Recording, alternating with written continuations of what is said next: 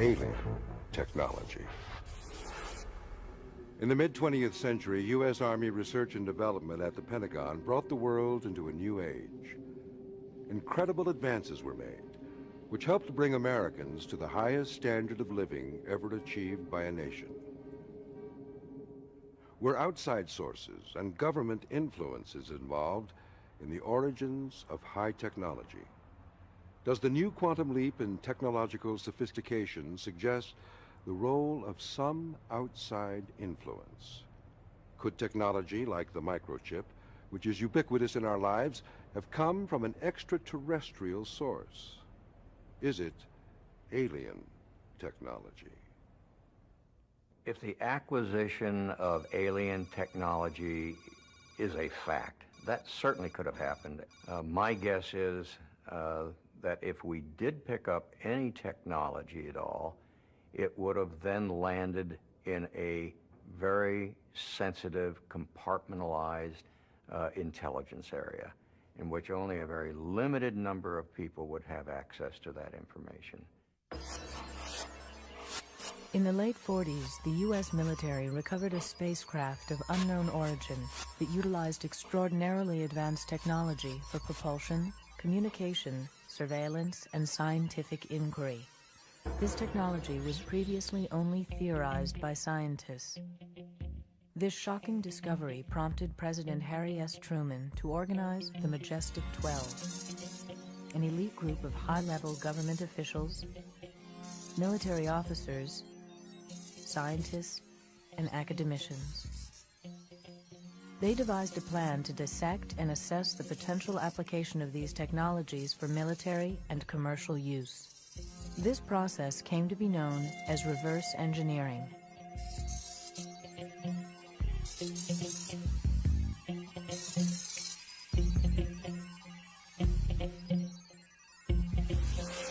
With the advent of the Cold War, the Majestic 12 and its program was conducted under the highest level of secrecy since the Manhattan Project. Their goal was to disseminate these technologies to the private sector at firms which were already developing technologies garnered from the war effort.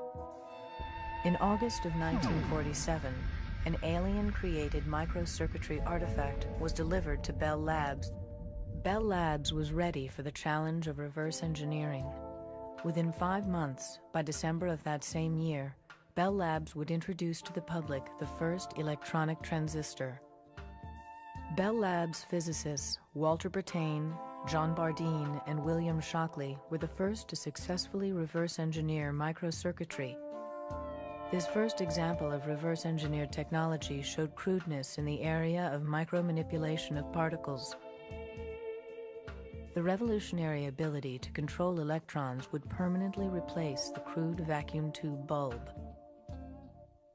First of all, Shockley and his team had been working on transistor technology. Of course, nobody called it a transistor back then, but they were working on this technology, basically an electronic gate to send electrons through that was more efficient than the vacuum tube. Now, the workbench notes that they had back then, the notes themselves were reverse engineered. They didn't publish those workbench notes until after 1949. Soon, all life on Earth would be affected by this application of outside information. On the day that was declared the day of discovery, life on this planet changed. Later, General Arthur Trudeau took over the responsibility of distributing technological artifacts from U.S. Army R&D offices at the Pentagon. Colonel Philip J. Corso, intelligence officer for Army Research and Development at the Pentagon, was the first to step forward with information about alien technology. In 1997, when Lieutenant Colonel Corso published his national best-selling book, neither the federal government nor any corporation or individual sought to discredit or refute his revelations about the Pentagon distributing alien technology to the private sector. All this was known, only it wasn't known in the form where we gave an artifact to somebody. We gave them research and development projects. One of the things that strikes you most about Philip Corso is not just the fact that he sounds credible, but when you go into his background and you look at the places he's been and where he served and what assignments he's had through the different wars from World War II through Korea, then back to the Pentagon, when you look at that, what you see is that the guy just rings credible. He is like rivet plate metal. Trudeau brought him in. He sat at the foreign technology desk as the deputy at that desk for 90 days, and then he went black. He went secret and became Trudeau's deputy and carry out Trudeau's own assignment, which was get this material from the spacecraft into American industry, the only place it could be safe. Are these alien technologies? What kinds of applications did we reverse engineer from outside technologies?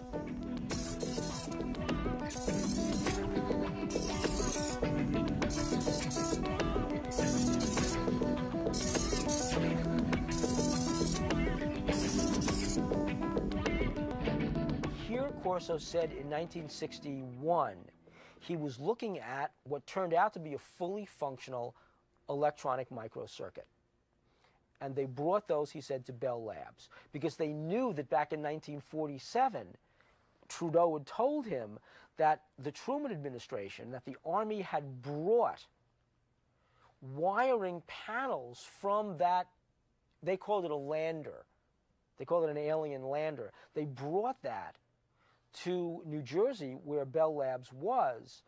And what Truman said to them back in 1947 was, he didn't know what this was, but he said, what is the lowest common denominator? What is the least complicated device you can create, you can reverse engineer from this? How did we show seeming mastery of the atom without a complete understanding of it? For thousands of years, our concept of the atom was very simple. Only now do we know otherwise. Albert Einstein was the first known theorist on stimulated emission and general and special relativity. These provided a simple conception of the atom for people of the 20th century. One of these atoms probably would appear as a tiny elastic sphere, a sphere formed by negatively charged electrons swarming around a massive nucleus of positive electricity. Public opinion holds Albert Einstein as the foremost authority of the atom. Yet, he did all of his work without ever actually seeing one. Today's scientific activity is being done on the quantum level. Theoretical universal string theories contradict some of Einstein's presumptions on the nature of universal law. Regardless of how scientific theory has developed, recent trends in reverse engineering of alien technology couldn't have begun without these scientific foundations. What does the atom mean to us today? No one had ever seen the atom until the present, but the concept has already helped shape society. Is the microchip an intrusion from an outside source? There should have been a parallel in our understanding of what was being created. Without a parallel comprehension of this technological quantum leap, the result has been social disintegration, alienation, and dysfunction. Our scientific understanding has reached downward to the submolecular world and upward to a new global awareness. Yet these advances contradict a diminishing sense of both community and of our responsibility to Earth and to its future generations. The reverse engineering theory holds that the most advanced technology is the result of an outside influence. Looking at technological advances today and trying to explain how those breakthroughs came about in our society, either way, reverse engineering fits right along with the natural progression of things when new technologies emerge. Critics of this viewpoint put reverse engineering into a category that includes paranormal mythology. Well, this is merely an excuse to discount evidence that would lead to a new perspective. Nevertheless, the microchip has become an integral part of many of the electrical machines and appliances that we use today. Its fundamental purpose is to manipulate electrons at the molecular level to perform as electronic switches. In 1958, it was Jack Kilby who was credited with inventing the microchip. In 1965, semiconductor pioneer Gordon Moore predicted that the number of transistors contained on a computer chip would double every year. This is now known as Moore's Law. Deciphering the microprocessor took 23 years. The microprocessor brought us to increased speed of control of information. In 1970, when Ted Hoff revealed the microprocessor, how much was known about electron behavior? For decades, electrons worked in microprocessors while scientists tried to figure out exactly how they worked. At that time, research was still all in theory. We had no understanding of micro-manipulating mechanisms, ion beam implantation, and electron beam lithography, all used now in manufacturing of electronics. Picosecond imaging circuit analysis is currently used at IBM to study the behavior of electrons in microprocessors. Circuit analysis has produced this high-powered camera to study microcircuitry. A picture of the speeding electron is taken within a trillionth of a second.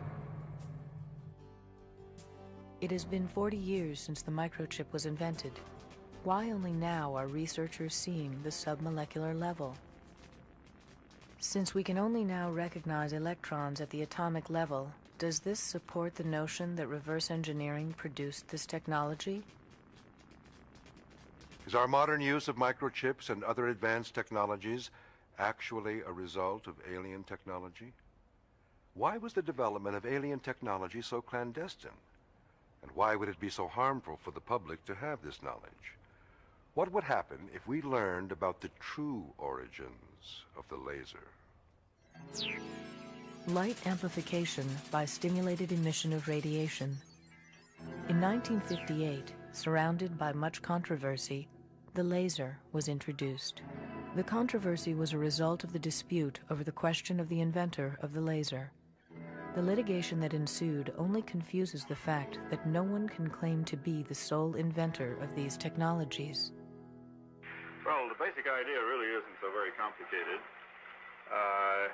This is a system for amplifying light waves, and it does it something like this, that inside of this tube, we give atoms excess energy by passing an electric current through them.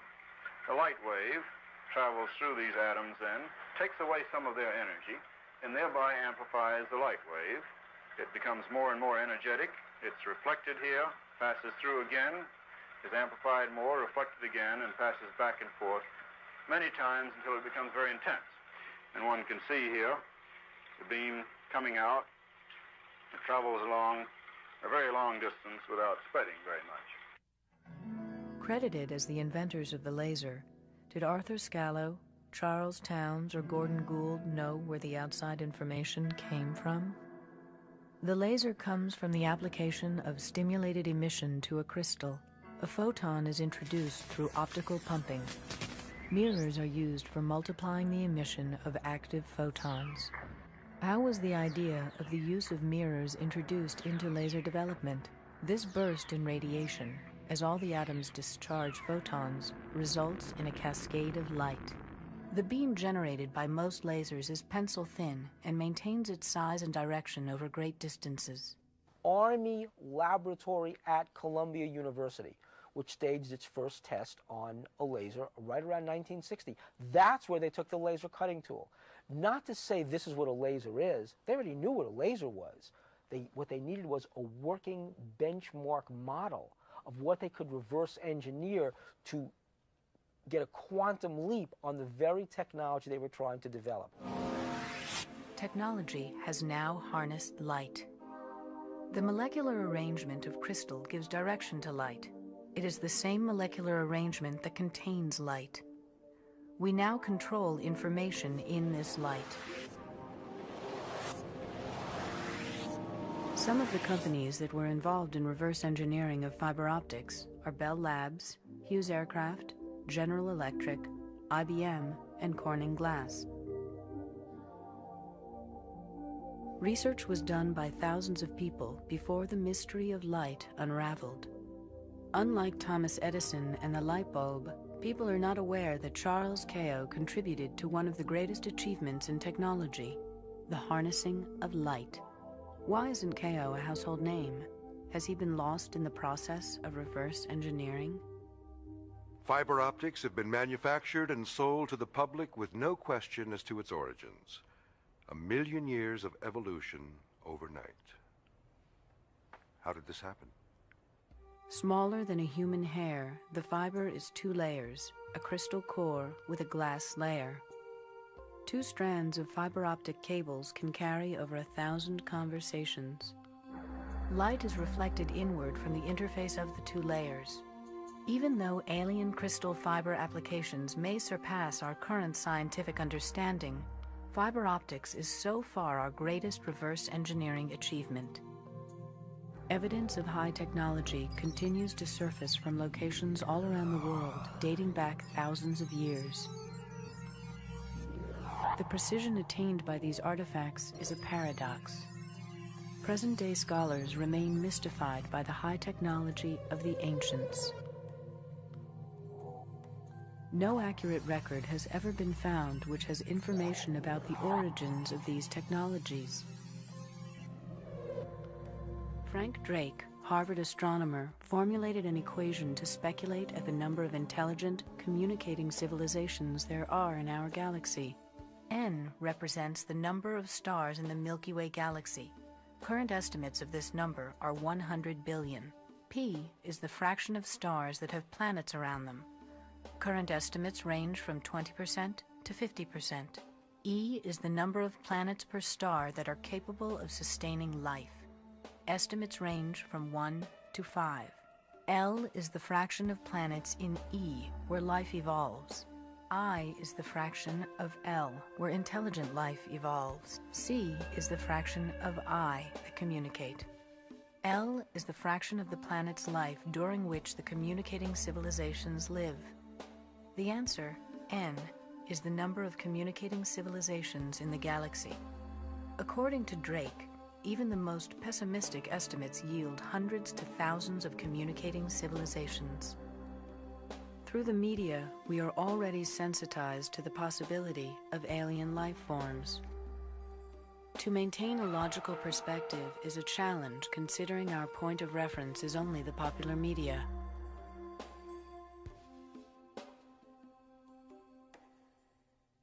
The dominant worldview that we've all been raised in for several hundred years now is that we are alone in a lifeless universe. I think even if a better worldview or a more truthful one or one that opens up consciousness to a much more interesting universe, even when that would be the result, change is still resisted, because whatever your existing worldview is, it gives us a kind of complacent sense that we understand our world, and when something comes along that completely shatters that, then we don't understand. We don't have control. Anything else can follow, you know.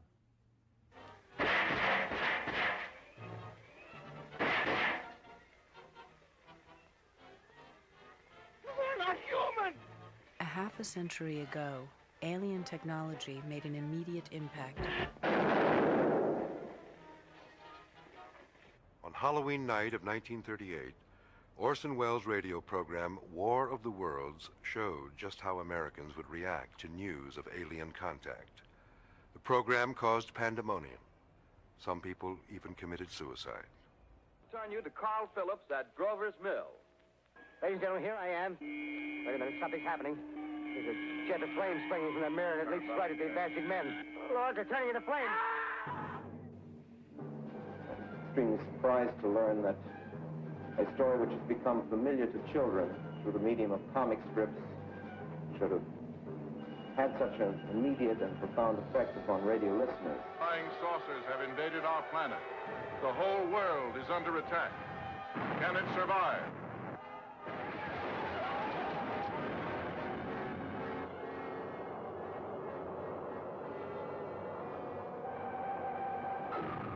The U.S. government took note of the public's reaction to the show.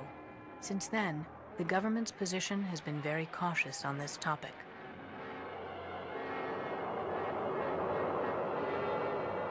I don't know what the government knows about this. There isn't the government anyway. There are different pockets within the government that guard certain knowledge they have very closely. So I really don't know, but I am struck by the fact that government agencies, when they do have to speak about this, will send out the most naked disinformation.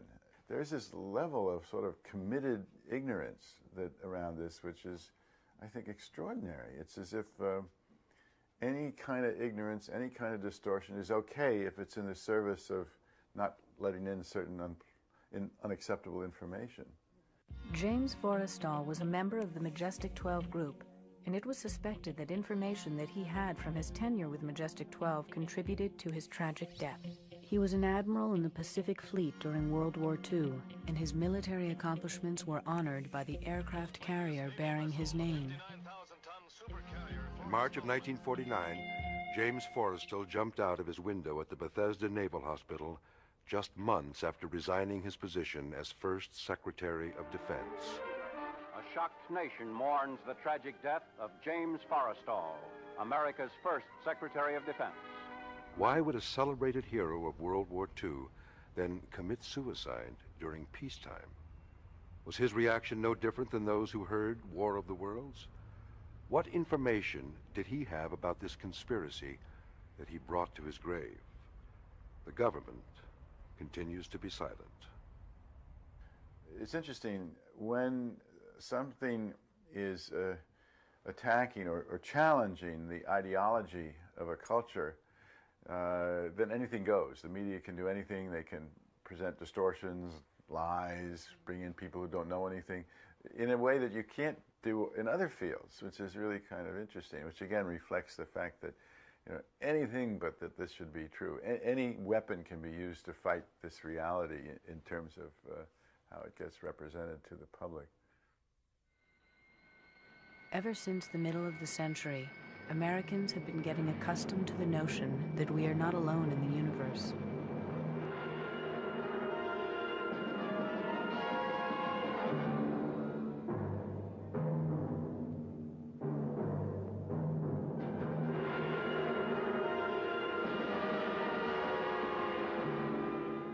I think there's no question that the tendency to show extraterrestrial encounters as either comical or sinister does influence a certain number of people who don't know any better. There's a tendency to represent the contact with whatever you want to call this, this other, this intelligence that's reaching us, tends to represent it as frightening, as dark, taking over. We have to fight them, you know, sort of like movies like Independence Day, which show us somehow conquering this terrible alien invasion. The public's views showed a dramatic change during the early 60s with a boom in popularity of sci-fi movies. The public felt a sense of security by relegating alien contact to the realm of entertainment, while in the real world, the government tried to explain away UFOs with reasons like swamp gas and weather balloons. New movies and broadcasting has proved that society's views have evolved. The public is more open to this than the elite, the general public. If I meet people in a bar, in the street, or have seen something I've done on TV, they, oh yeah, we understand that. That makes sense. Popular culture has portrayed extraterrestrials in a more intellectual light. Individuals in the military have come forward with contact information, but no official statement has been made to confirm or deny any such evidence. Whenever such evidence is brought forward by a private citizen, the response has generally been skepticism. As a result, the public remains doubtful about the credibility of these phenomena because of insufficient information. Perhaps the only logical conclusions that we can draw are the ones that come from our own self-examination. The kind of technology that we now have is a product essentially of the scientific revolution and the industrial revolution. And that is why I spent so much time researching the story of the Luddites. Because the Luddites were people in England at the beginning of the Industrial Revolution who said, wait, what is this technology going to do to us in particular, to our jobs, to our families, to our communities, to the environment? And they said they didn't like these new steam technologies coming in. They didn't like these new factories that were being produced because they did people out of jobs. And they said they took their torches and they took their rifles and they took their hammers and they smashed those factories. The government of England, in response to this, mounted the greatest armed force against its own citizens that it has ever done. And within about 3 or 4 years managed to put down this Luddite rebellion. And so the Industrial Revolution was allowed to proceed. These people were done out of their jobs, their communities were destroyed, the environment was black. And this is the kind of stuff that Dickens eventually wrote about. The awful price that had to be paid so that the Industrial Revolution could succeed. And so I wrote about these Luddites and told the story of what they did then, and then I tried to bring it forward 150 years to talk about the people today who are resisting the trends of modern high technology. The fact is that the initial Big Bang of technological innovation and progress was soon followed by the marriage of the military elite to private companies who exploited this technology and have made billions of dollars from it. Silicon Valley produces 68 millionaires per week. It has opened up the economy to a whole new territory. NASA Ames Research and Silicon Valley are recognizing that alien technology is now public knowledge.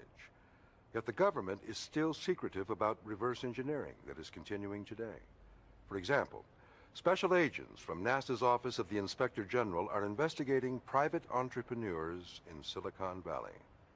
On October 5th, 1999, I did a story for the San Francisco Examiner about a meeting that was going to be held here in California between people at the NASA Ames Research Center and high-tech Silicon Valley executives. We checked it out and it turned out that they were indeed going to have this meeting.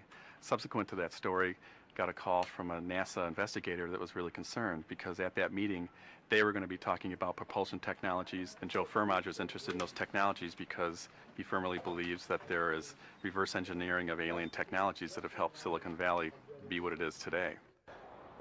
Thinking about the computer revolution and its effect on society, you would be blind not to realize how dangerous and pernicious and evil it has been.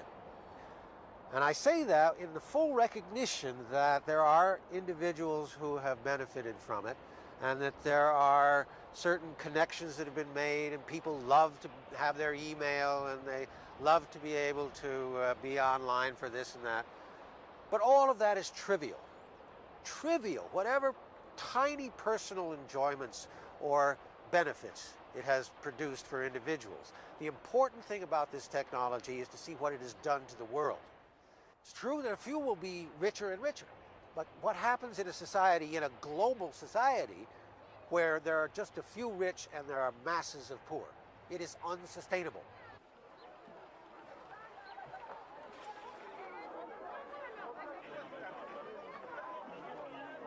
I'm spelling out for you here is a scenario that inevitably leads to tragedy.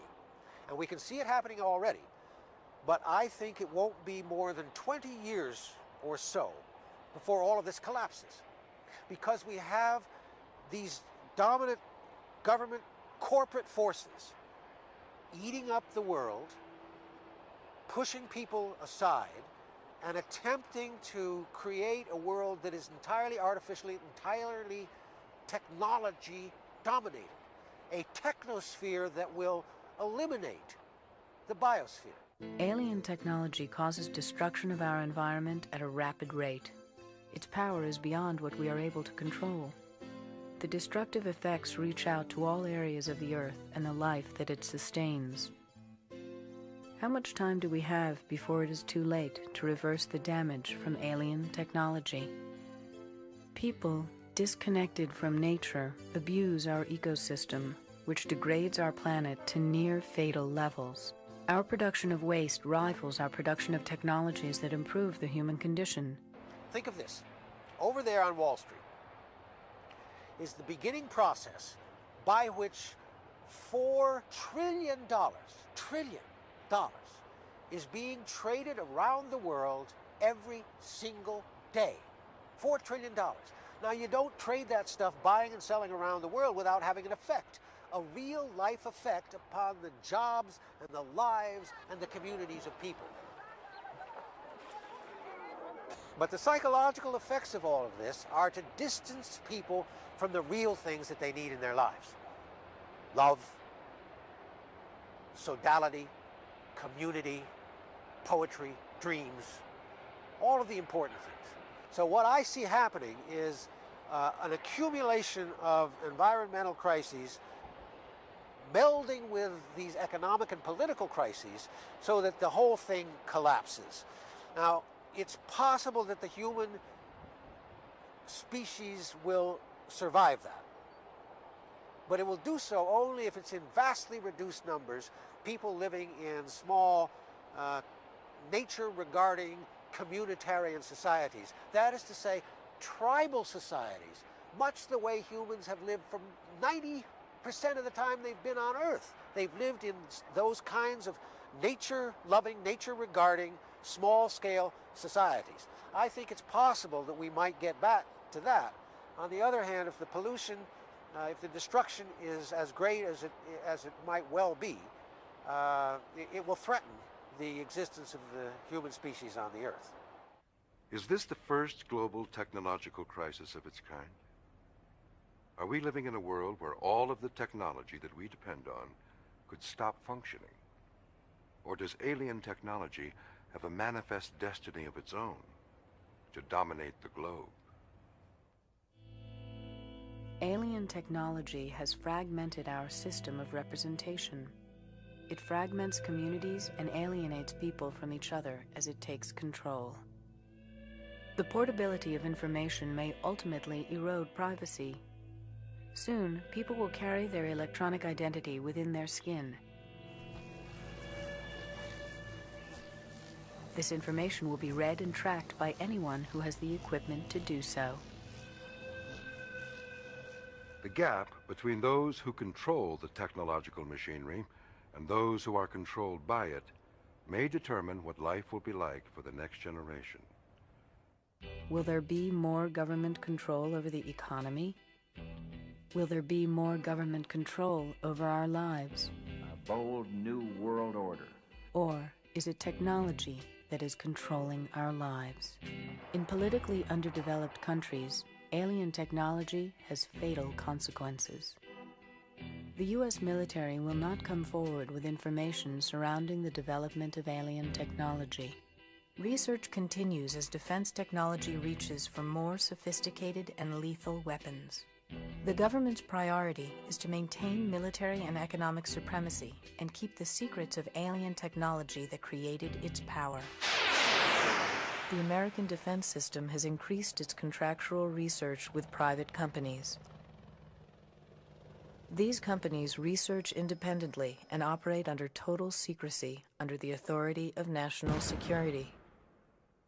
In his 1961 farewell address to the nation, President Eisenhower warned us of the dangers caused by the very situation that our country finds itself in today.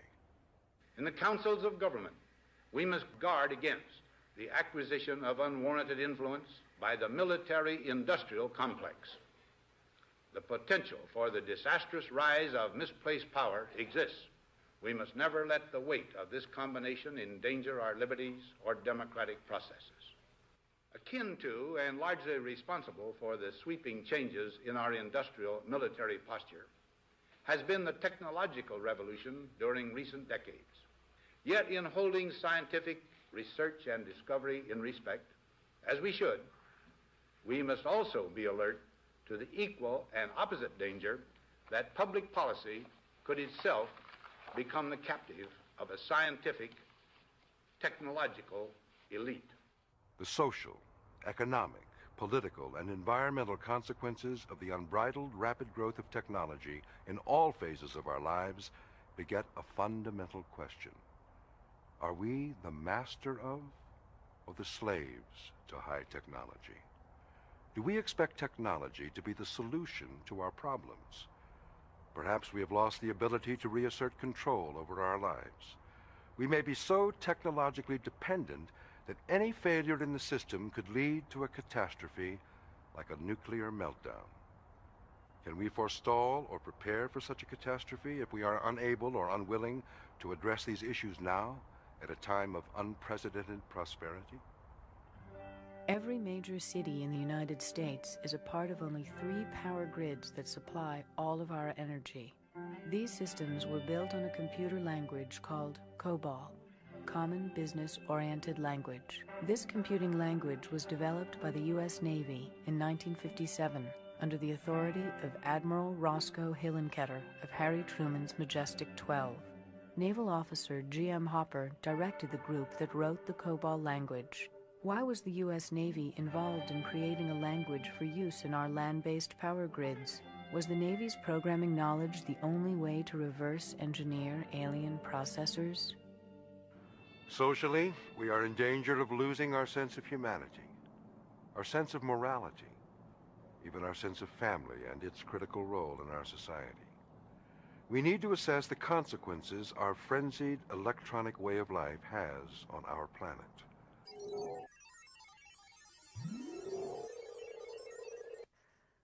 Breakthroughs in medical and drug research hold out the promise of treatment, cure, and prevention of our most dreaded diseases, even cancer and AIDS.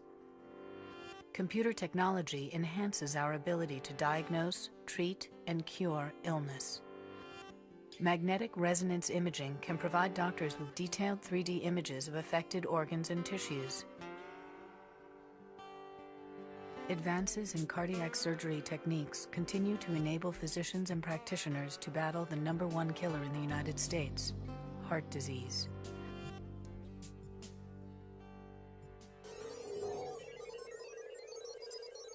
Nearly 1,000 satellites orbit the Earth daily and contribute to our increased knowledge of our planet and its atmosphere and weather.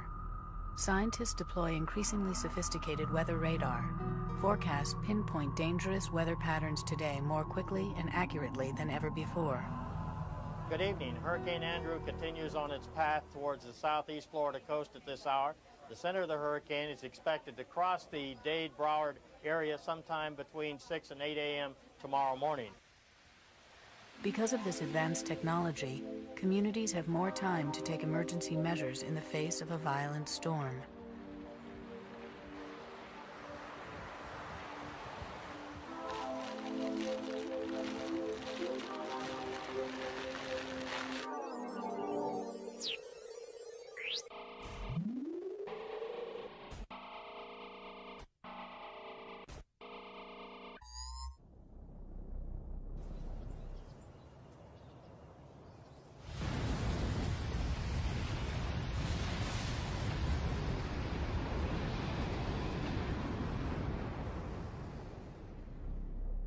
The deployment of the Hubble telescope in the mid-1990s allows man to see to the very edge of the universe.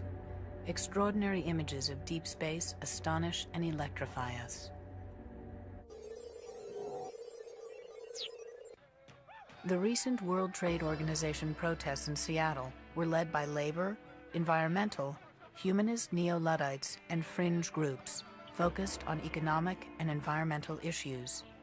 Yet pollution and waste have already done substantial damage.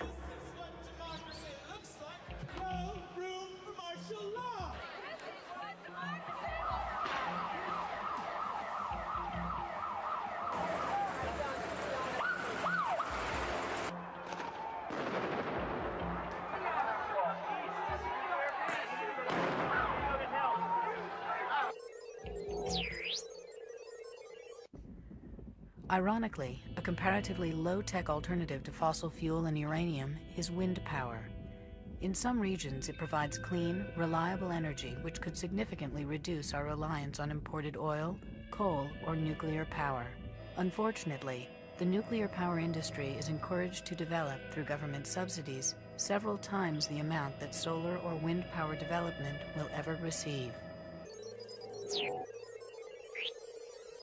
With the internet eclipsing 1 billion pages and counting, today's e-revolution is spurring an unprecedented global economic boom. E-commerce is expected to top several $1 trillion in the next few years. Alan Greenspan, chairman of the Federal Reserve, pointed out the critical role of high technology in the growth and reshaping of our economy and society.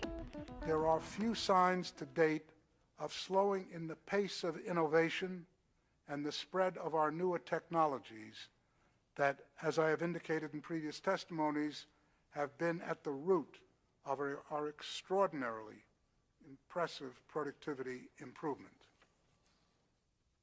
What is uncertain is the future pace of the application of these innovations, because it is this pace that governs the rate of change in productivity and economic potential.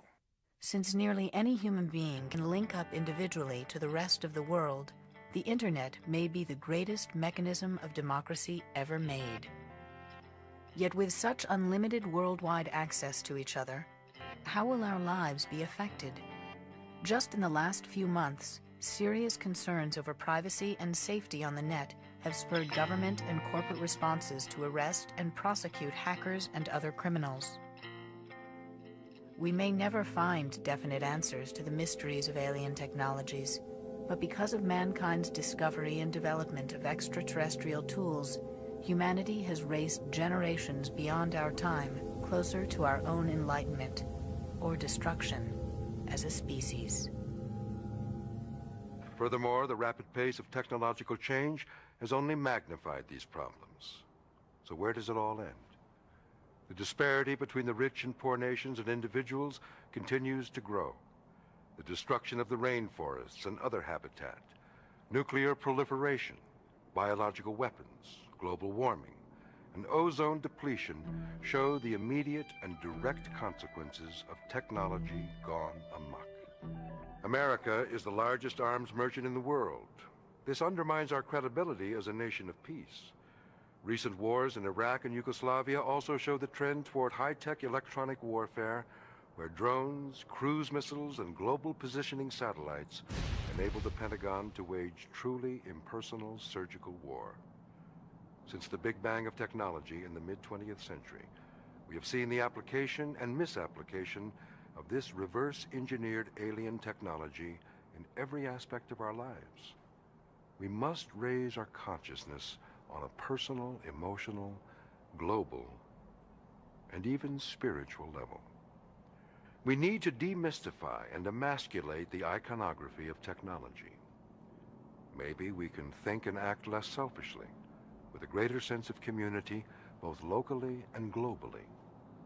Collectively, we can insist that our government, major corporations, academia, and the military seriously consider the consequences of our technological revolution. As citizens, we must insist our leaders address these issues both here and abroad. Globally, the U.S., as the world's sole superpower, must take the lead in shaping and applying high technology. America and its allies must press for a more thoughtful, slower approach to technological change. The Internet is the latest and perhaps an especially sinister example of high technology being used to foster racism, bigotry, and hatred. Our power is not through one person or group or nation. Collectively, we as human beings must fight against complacency, indifference, and ignorance. The world is shrinking every day, and we must act now to save our own humanity. The infinite power of the human mind and spirit can help us harness technology while protecting and healing ourselves and Mother Earth. Otherwise, we may eventually be doomed to nuclear, biological, or technological oblivion.